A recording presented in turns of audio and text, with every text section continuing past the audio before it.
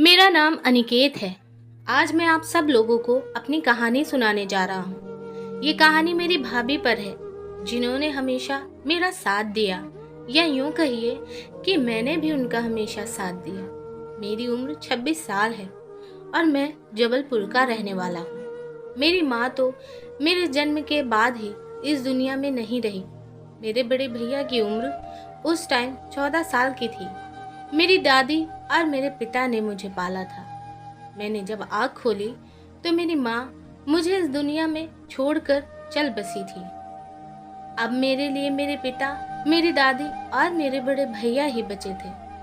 दादी ने मेरी माँ की मौत के बाद मेरे पिताजी से दूसरी शादी पर काफी जोर दिया था, लेकिन मेरे पिताजी दूसरी शादी पर राजी नहीं हुए।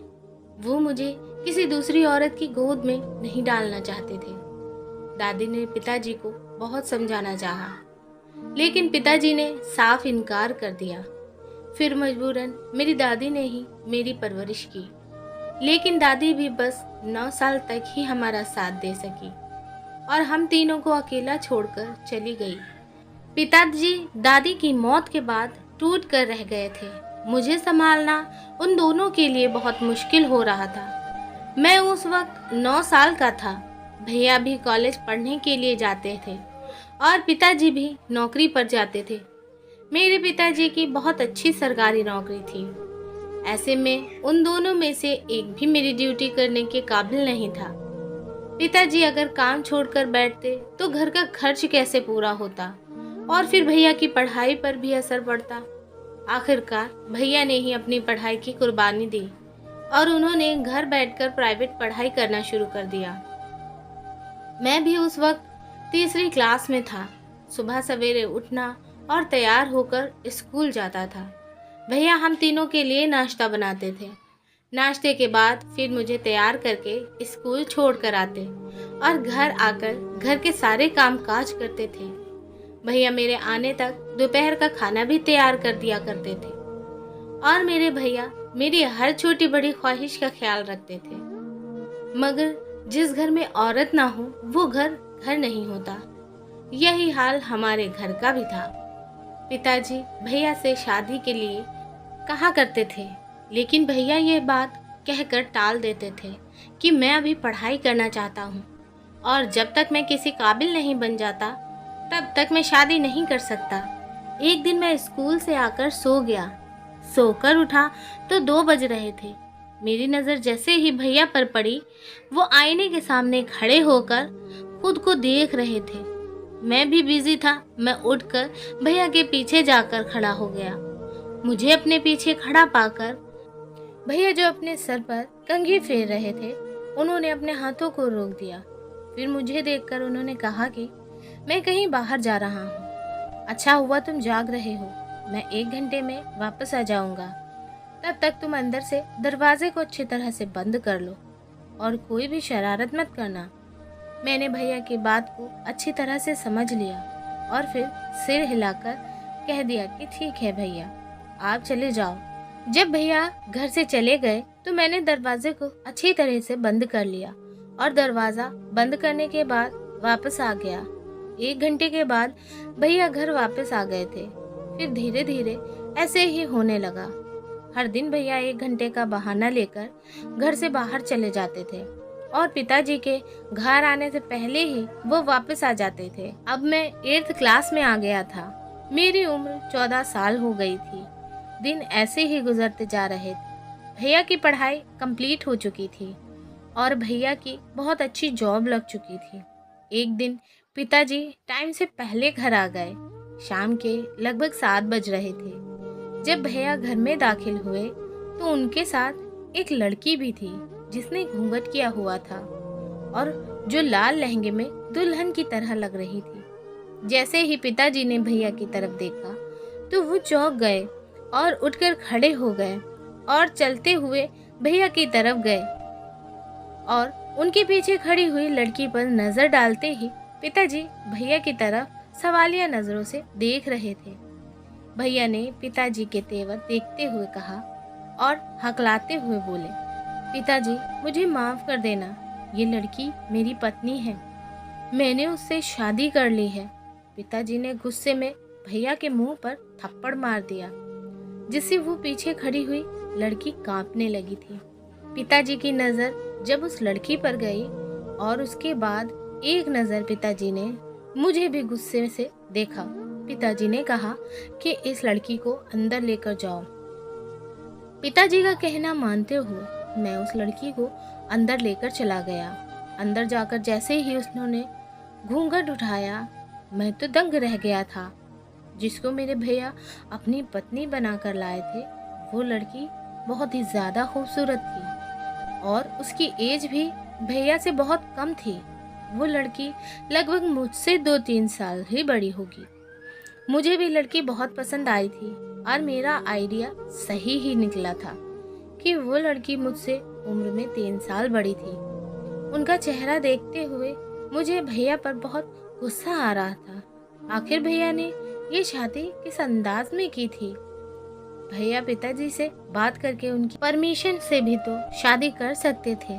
ना जाने भैया ने क्यों ऐसा किया। मैं उस लड़की को कमरे में बैठा कर बाहर आ गया था। पिताजी ने काफ़ी देर तक भैया की क्लास लगाए रखी थी। ऐसे किसी की बेटी को शादी करके घर लाना, ये कौन सा तरीका है? अगर वो पिताजी को बताते तो पिताजी खुद उनकी शादी इज्जत से कर देते।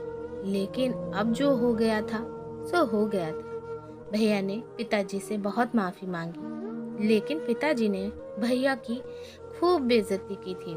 अगले कुछ दिनों के बाद वो लड़की, जिसका नाम अंकिता था, जो कि मेरी भाभी थी, वो हमारे साथ बहुत अच्छे से एडजस्ट हो चुकी थी। उम्र का ज़्यादा फर्क ना होने की वजह से मैं उसे नाम से ही बुलाना ठीक समझता था। मैं अपनी भाभी का नाम लिया करता था। भाभी का नाम लेने पर पिताजी मुझे बहुत डांटते थे। उसके बाद मैंने मजबूरन ही अंकिता को भाभी कहना शुरू कर दिया था। वक्त गुजरता ही चला जा रहा था। भाभी ने पूरे घर को अच्छे से संभाल लिया था और अब हमारा घर घर लग रहा था। इस घर में औरत की ही कमी थी, जो अब भाभी ने आकर पूरी कर दी थी। हमारे दिन बहुत अच्छे गुजरने लगे थे। बहुत मुश्किल से खुशियों ने हमारे घर का रास्ता देख लिया था। लेकिन एक दिन पिताजी भी हमें इस दुनिया में अकेला छोड़कर चले गए। खैर, जिंदगी की गाड़ी कब किसी के जाने से रुकी थी जो अब रुकती। हमें भी आखिरकार पिताजी की मौत पर सब्र आ गया था। जिंदगी आगे बढ़ने लगी। मेरी भाभी के साथ बहुत अच्छी बॉन्डिंग हो गई थी। भैया सारा सारा दिन काम पर होते थे। उनके पीछे घर में मैं और भाभी पूरा दिन घर में मज़े करते थे। हम दोनों की आपस में दोस्ती देखकर भैया हमेशा हमें देखकर जल भुन जाते थे। भाभी और मैं भैया की इस हालत पर खूब मजाक उड़ाते रहते थे। एक दिन हम सब ने बाहर घूमने का प्लान बनाया।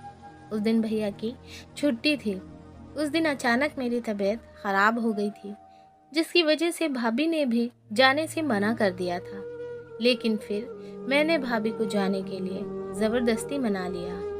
उनके जाने के बाद मैं वहीं हॉल में ही सोफे पर लेट गया था। अभी दोनों को गए हुए कुछ ही देर गुजरी थी। मैं सोफे से उठने ही वाला था कि इतने ही देर में भाभी मेरे पैरों में आकर गिर पड़ी। मैं हैरान होकर खड़ा हो गया था और सिचुएशन समझने की कोशिश कर रहा था। भैया ने ही भाभी को घसीटते हुए हॉल में लाकर फेंक दिया था और वह काफ़ी देर तक भाभी पर गुस्सा करते रहे, जबकि मैं चुपचाप खड़ा हुआ सारा तमाशा देख रहा था। भैया भाभी की किसी सच्चाई के बारे में बात कर रहे थे। इसके बारे में आज तक मुझे उन्होंने भी नहीं बताया था। मैं अपने दिमाग में न जाने क्या क्या सोच रहा था। कुछ देर बाद भाई अपने कमरे में चले गए और थोड़ी देर के बाद जब अपने कमरे से बाहर आए तो मैंने देखा कि उनके हाथ में एक बड़ा सा बैग था। उसी बैग में उन्होंने अपना सामान रखा हुआ था। उन्होंने भाभी की तरफ गुस्से की नज़र से देखा और घर के बाहर निकलकर चले गए थे। भैया ने मेरी तरफ देखना तक गवारा नहीं समझा। इस बात का मुझे बहुत दुख हुआ था। वो तो चले गए थे, लेकिन उस वक्त भाभी की हालत बेहद ख़राब हो रही थी। मैं उन्हें कमरे में लेकर चला गया। उस वक्त भाभी अपने होशो हवास में नहीं थी। भाभी की आंखों से लगातार आंसू निकल रहे थे। वो बार बार भैया को पुकार रहे थे। उनको संभालना बेहद मुश्किल हो रहा था। वो पूरी रात मैंने अपनी भाभी के साथ ही गुजारी थी। अगली सुबह जब मैं भैया के कमरे में गया तो मैंने देखा कि भैया के कमरे में टेबल पर एक लेटर रखा हुआ था। वो लेटर उनका जॉब पोस्टिंग लेटर था।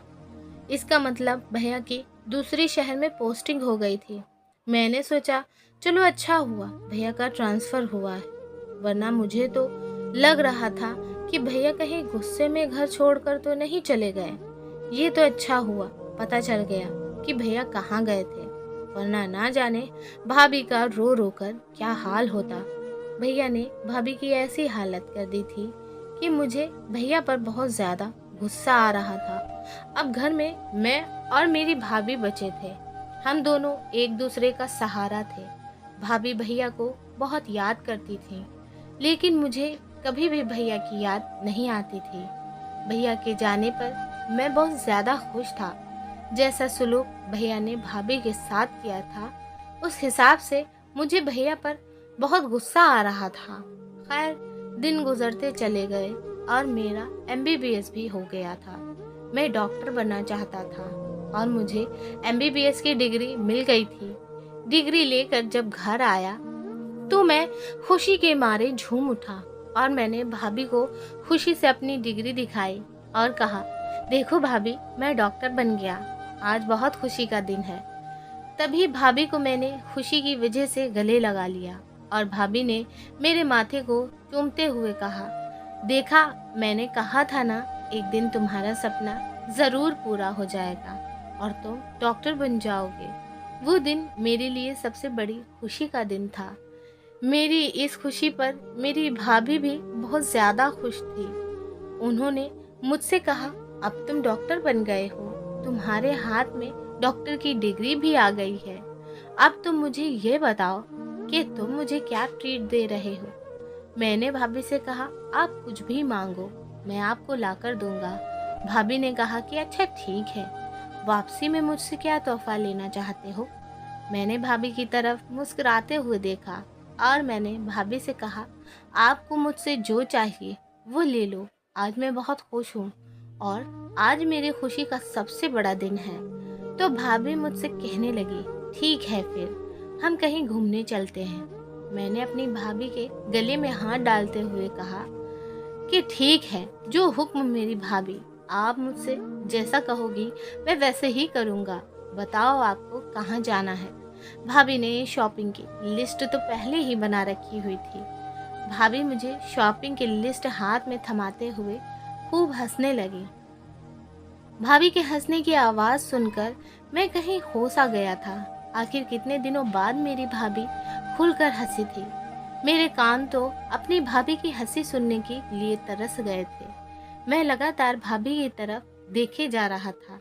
मैंने अपने दिल में ठान लिया था कि मैं हमेशा अपनी भाभी को ऐसे ही खुश रखूंगा, कभी भी उनको कोई कमी नहीं होने दूंगा। मेरी भाभी हंसते हुए बहुत ज़्यादा प्यारी लगती थी।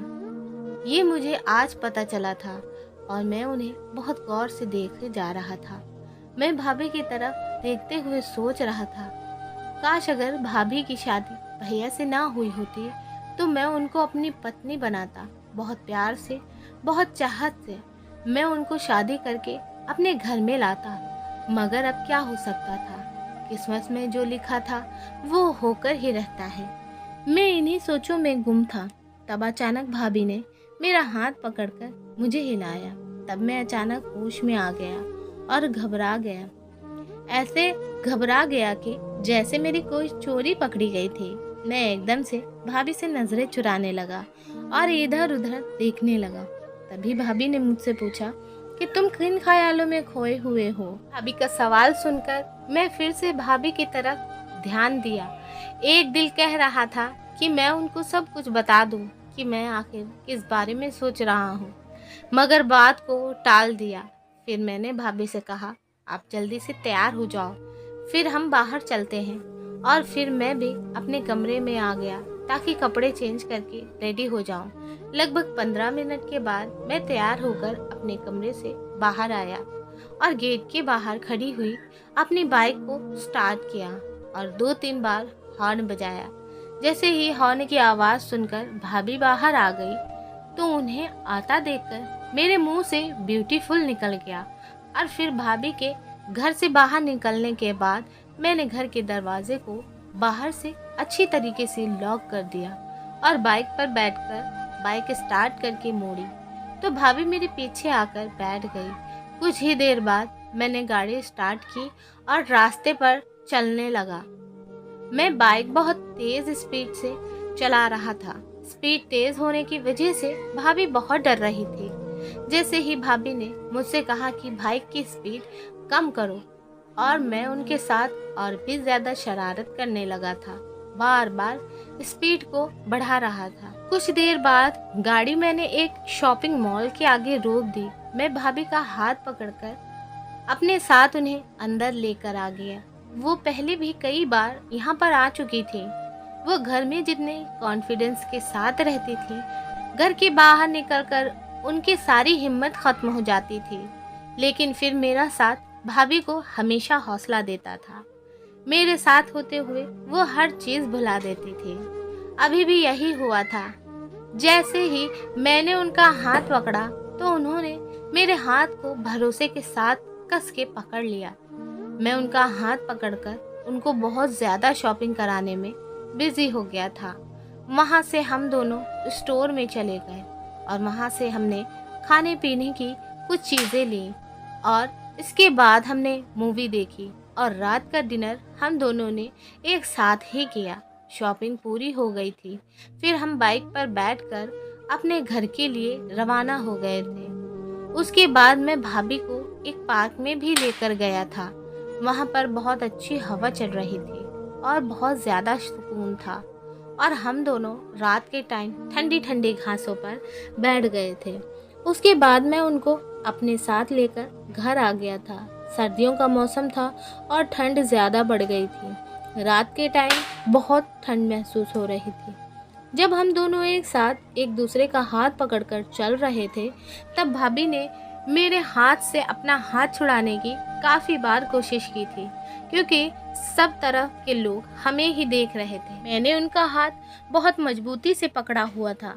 पूरा दिन एंजॉय करने के बाद हम घर पर चले गए और हंसते खिलखिलाते जब हम अपनी गली में दाखिल हुए तो हमने देखा कि हमारे घर के सामने औरतों की भीड़ लगी हुई थी जो सिर्फ हमें ही देख रही थी। घर के सामने भीड़ देखकर हमारी हंसी और बाइक दोनों पर ही ब्रेक लग गए थे। हमारे घर के आगे लगभग सारा मोहल्ला इकट्ठा हुआ था, जिसे देखकर भाभी ने मेरे कंधे को कस के पकड़ लिया और फिर लोगों से बचने के लिए उनकी सारी कोशिश नाकाम गई। मैंने एक नज़र भाभी की तरफ मुड़कर देखा तो भाभी का शरीर कांप रहा था। मैंने बड़ी हैरत से वहां खड़े हुए लोगों को देखा और फिर बाइक की रफ्तार तेज करते हुए वहां से चला आया था। जैसे जैसे मैं उनके पास आता गया उन लोगों की बातें मुझे साफ सुनाई दे रही थी, जो लोग हमें देखकर बातें बना रहे थे। मैंने बाइक रोकी और एक नज़र लोगों पर डालते हुए अपनी भाभी को बाहों में घेर लिया। घर के तरफ बढ़ते हुए जब मैंने एक औरत की आवाज़ सुनी, वह औरत कह रही थी कि हे भगवान, ये क्या बेशर्मी मचाई हुई है इन लोगों ने। शुक्र है हमने आज इन लोगों को अपनी आंखों से रंगरलिया खेलते हुए देख लिया, वरना हमें तो पता ही नहीं चलता कि ये देवर भाभी क्या खेल खेल रहे हैं। इनको तो अपने रिश्ते का भी लिहाज नहीं। तभी दूसरी औरत भी बोल पड़ी और कहने लगी, अरे बहन, इसमें इस बच्चे का तो कोई कसूर नहीं। इस बेचारे ने तो अपनी बिना माँ के ही बचपन गुजारा है। आखिर इसमें इतनी समझ कहाँ से आ जाएगी।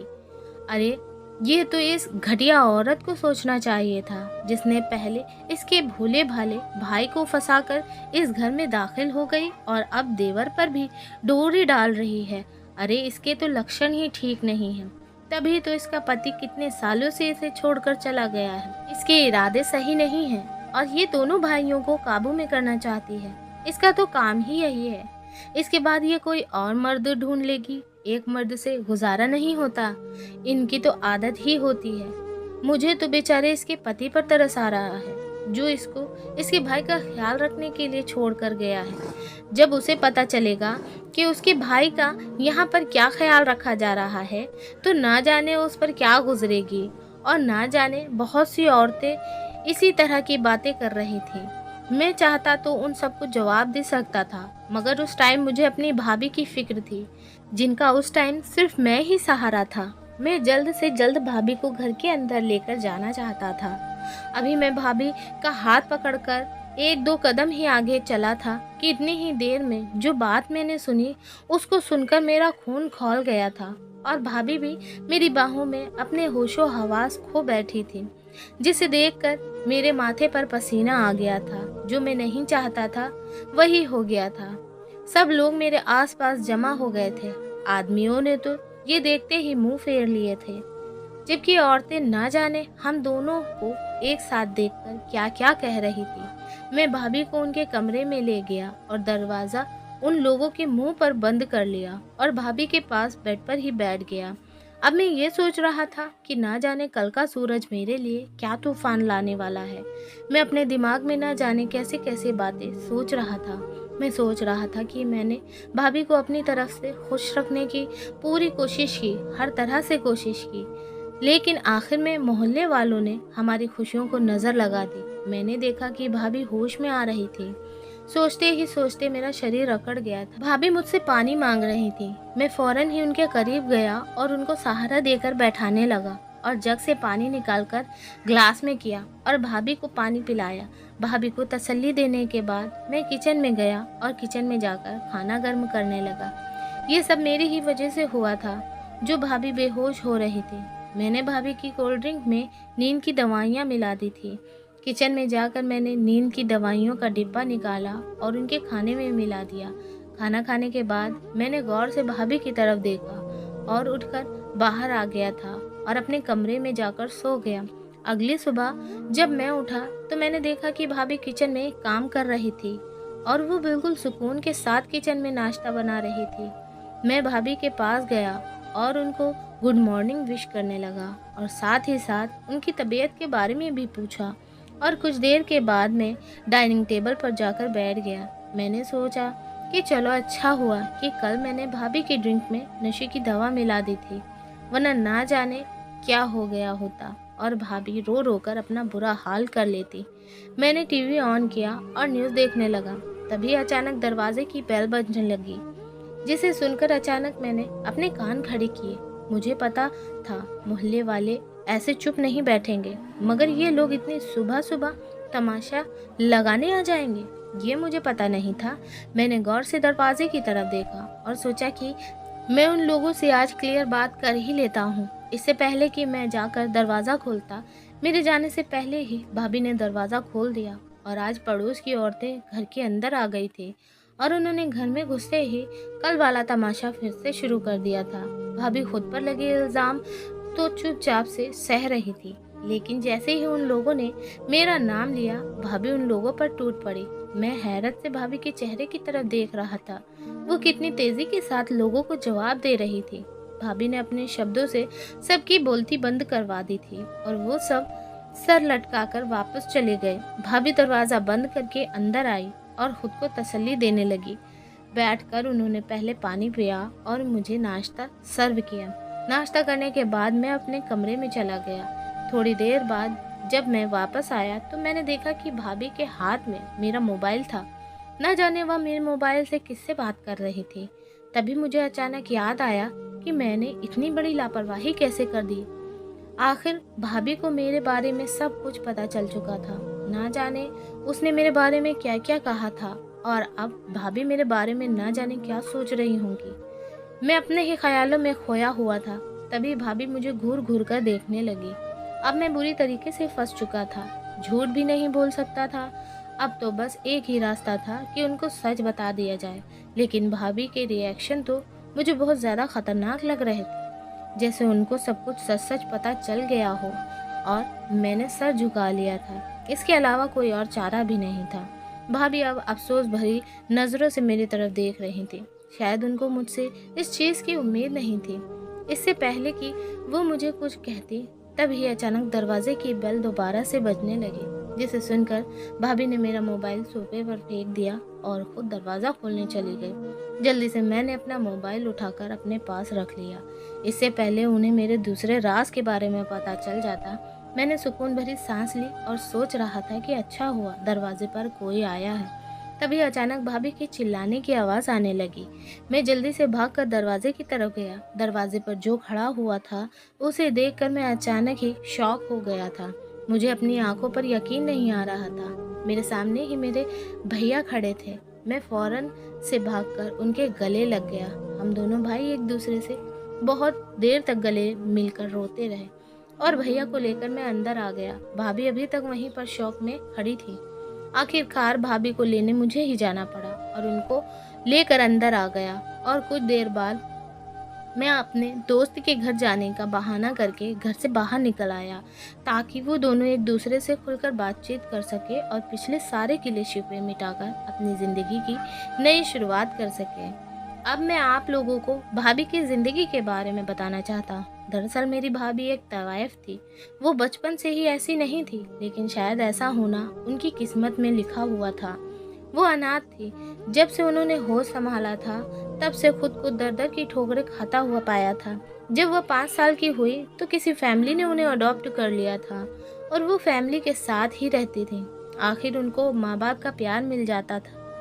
वो फैमिली के साथ उनके घर चली गई। शुरू के कई साल तो काफ़ी अच्छे गुजरे थे।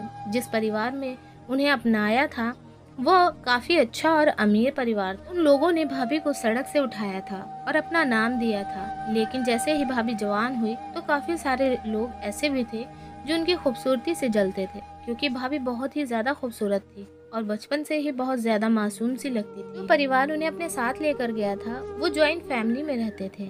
उनके परिवार में फादर के भाई की बेटियां भी थीं, जबकि उन लड़कियों में भी कोई इतनी खूबसूरत नहीं थी जितनी कि मेरी भाभी खूबसूरत थी। इसलिए जब उन लड़कियों का रिश्ता आता था तो वो लोग उन लड़कियों की बजाय भाभी को पसंद करके चले जाते थे। एक दिन उन लड़कियों की माँ भाभी को बहाने से अपने साथ घर से बाहर ले गई और उन्होंने बीच रास्ते में ही भाभी के मुंह पर क्लोरोफॉर्म लगा हुआ रुमाल रख दिया।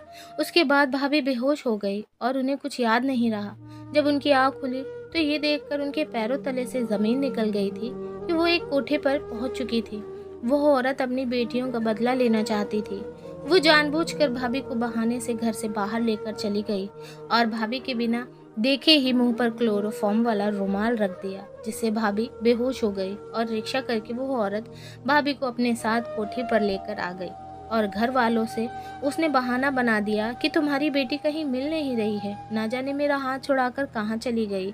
उसे ढूंढने की बहुत कोशिश की, लेकिन वो मुझे कहीं नहीं नजर आई। भाभी के सौतेले माँ बाप ने उन्हें हर तरफ ढूंढने की बहुत कोशिश की, लेकिन भाभी का कुछ पता नहीं चला। यहाँ तक कि पुलिस में भी रिपोर्ट दर्ज कर दी थी और पुलिस भी भाभी को नहीं ढूंढ पाई।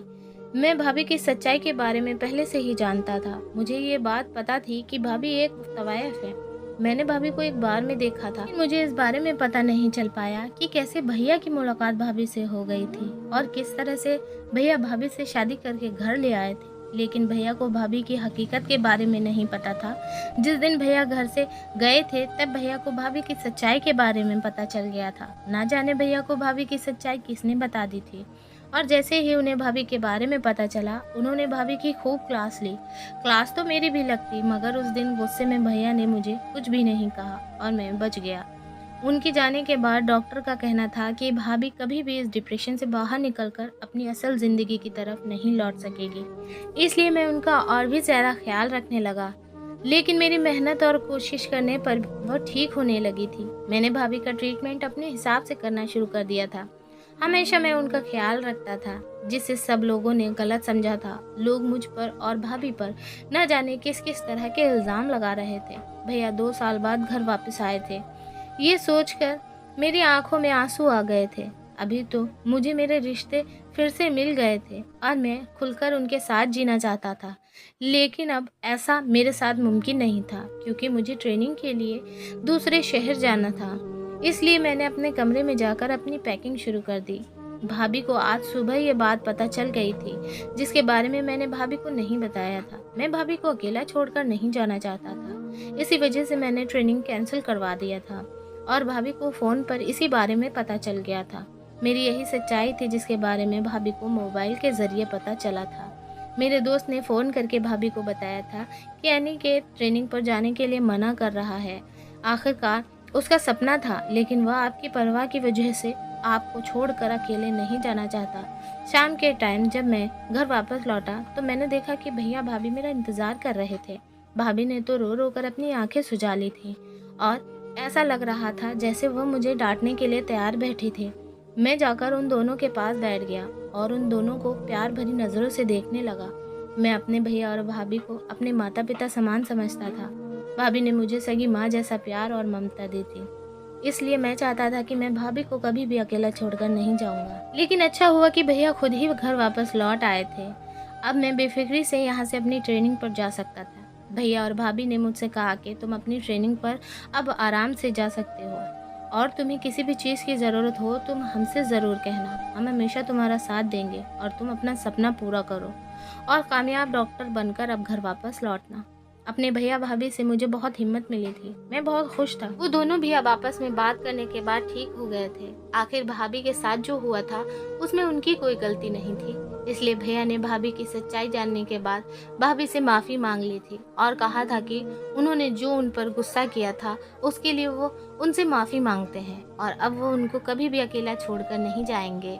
अब मैं बहुत अच्छा डॉक्टर बन गया हूँ और मेरा अपना हॉस्पिटल है। मेरे भैया भाभी भी अपनी ज़िंदगी में बहुत खुश हैं और आज मेरे भाई भाभी के पास 2 बेटियां हैं। दोनों अपनी ज़िंदगी में बहुत ज़्यादा खुश हैं और मैं भी अपनी शादी के लिए एक अच्छी सी लड़की की तलाश कर रहा हूँ। आप लोग मेरे लिए प्रार्थना कीजिएगा कि मुझे भी मेरी भाभी जैसी ही लड़की मिल जाए जो मेरे परिवार को और मुझे बहुत अच्छे से संभाल सके।